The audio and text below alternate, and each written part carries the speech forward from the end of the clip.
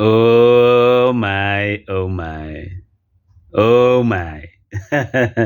Now I understand. Now I understand. Maybe you might be wondering, what is it that I'm understanding now? Your stat says, stat city, uh, 80% of women, they fake their orgasm. And pretty much about 20%, they really get to the orgasm. And within that 20, maybe 80% within that 20, 80% really reaches orgasm, and the remainder of the 20% within the 20 doesn't really reach it that far. And this is this is quite interesting. I'm saying it's interesting because look, as individuals, as humans, we operate in certain systems and structures. Like our body on its own, it's a system. Our bodies on their own, there are certain structures, you know? So, yeah, again, on systems and structures now. Yeah, this one will be pretty much interesting. So when I watched this interview, it was quite nice. I don't want to lie. Being old as I am, you know, I've gotten to understand. I've gotten to understand why, and why certain women, or why the stats is in that fashion where you'd find 80% of women fake their orgasm, and pretty much the 20 reaches it, or within that 20 itself, 80% of it really reaches it, and the other 20 not that quiet. And part of that reason is, first, I know this is counterintuitive, so to say, in a sense that I now understand when the maturity part comes into play, especially when it comes to sex, in the sense that you'd find that uh, younger ladies, they prefer people that are older than them when it comes to sex, and part of the reason is, it's because they understand their way around a woman's body. Even if lo mntwana lo omncane, or that young lady, uh, of course, when I say mntwana omncane, I mean when you are at a rightful consenting age. So that's what I mean, by the way. I have to say that. So even if lo mntwana omncane lo understanding the psychological play into it, but the fact that, oh, this person understands a way around a woman's body, even if at that time lo mntwana lo, that lady can't articulate le nto engishoyo ukuthi, oh, actually, oh, this person understands a way around a woman's body. So now I understand that part first. uh, and of course that goes with the maturity of women, of course, you know. And to stretch it more further, when I was watching this interview, so they've mentioned one thing that is pretty much powerful, that sometimes I think we don't understand, especially when you look at the framing or how we were introduced into sex. You know, it was like chika, chika, chika, and then boo, then that's it. You know, chika, chika, and then boo. It's like at all times we want that faster dopamine to respond quicker. And when you look around it, it becomes a disservice to other people, whether it's women or men, but in most cases to women in this way. So they said there's something that is called spontaneous sex desire, and there's another thing that is called responsive sex desire. So let me break these two down in this way to explain this thing, which is rasha, because we want to reach that orgasm, be it you made or you out. So it goes as follows, and within those two framing aspects or factors, there's a whole lot more that goes into those two, but let me just explain them or define them. So it says spontaneous sex desire. It's like you feel The mental desire first, then the physical arousal comes second. I'll repeat that. It's like you feel the mental desire first, and then the physical comes second.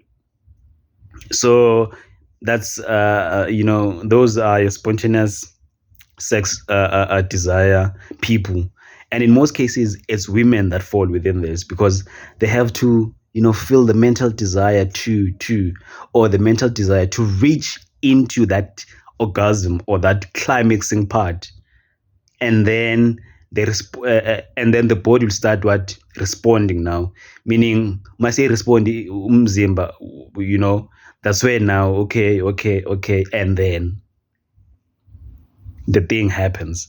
And then now the second one is called responsive now.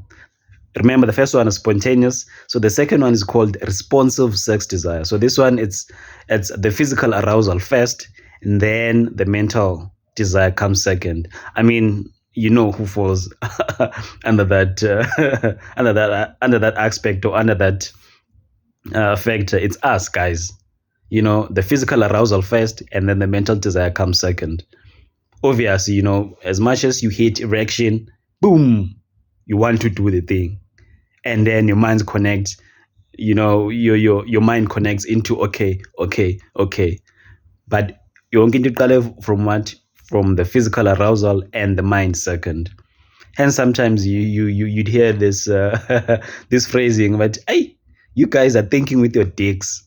It's because of that responsive sex desire that most cases men have or male figures have. Ukuthi we reach first the physical arousal, then second the mental. But for women, it's the mental desire first, and then followed by the what? The physical. Hence, hence, hence, hence the stat, if that makes sense. Hence the stats, in a sense that you'd find like 80%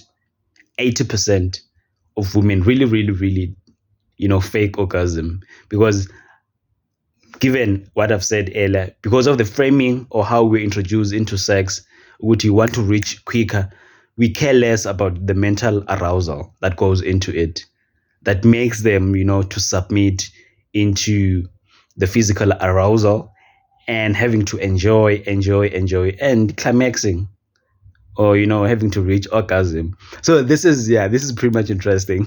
when you please just do your own research on this, and see ukuthi kwenzakalani. And another thing as well that they've pointed out, especially when it comes to these two terms or these two phrases, your responsive as well as your spontaneous sex drives, it's that the element of power dynamics plays a part as well, because you may find at some point there are guys that they like the power dynamic, and that tickles well their mental desires or tickles well their physical arousals, and that goes for both males and females. So the power dynamics as well play a part in this. When I say power dynamics, I mean power dynamics in the sense of which, okay, I want you to be on top, or I want to be on top, or I want to feel like I'm in control, or I want to be controlled, and all those other things.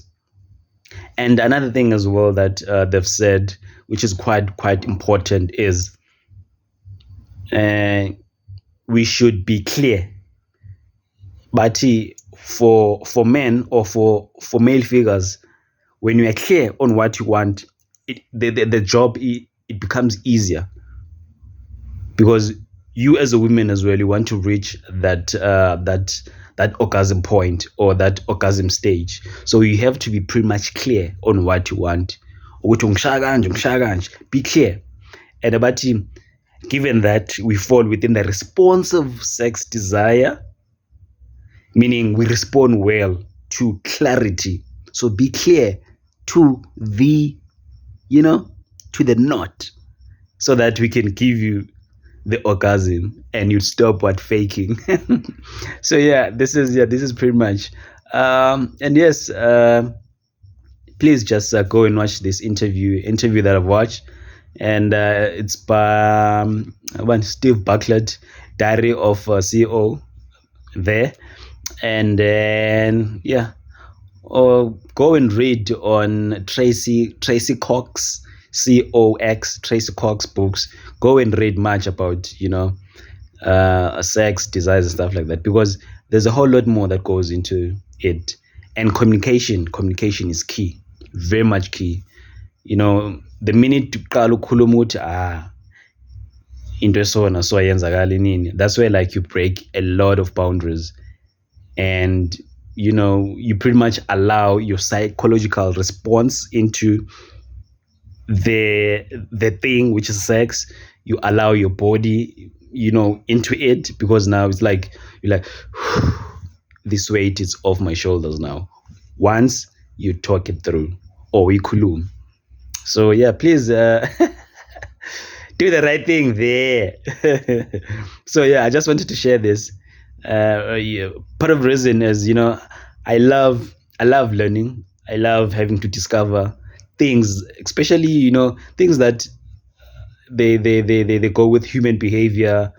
And of course, if there's human behavior, there's a bit of some psychological effect in it. So I love taking it that far. And I guess what what I did today, or what I've shared today, it was one of those things. So yeah, sex ed class adjourned. Do the right thing there.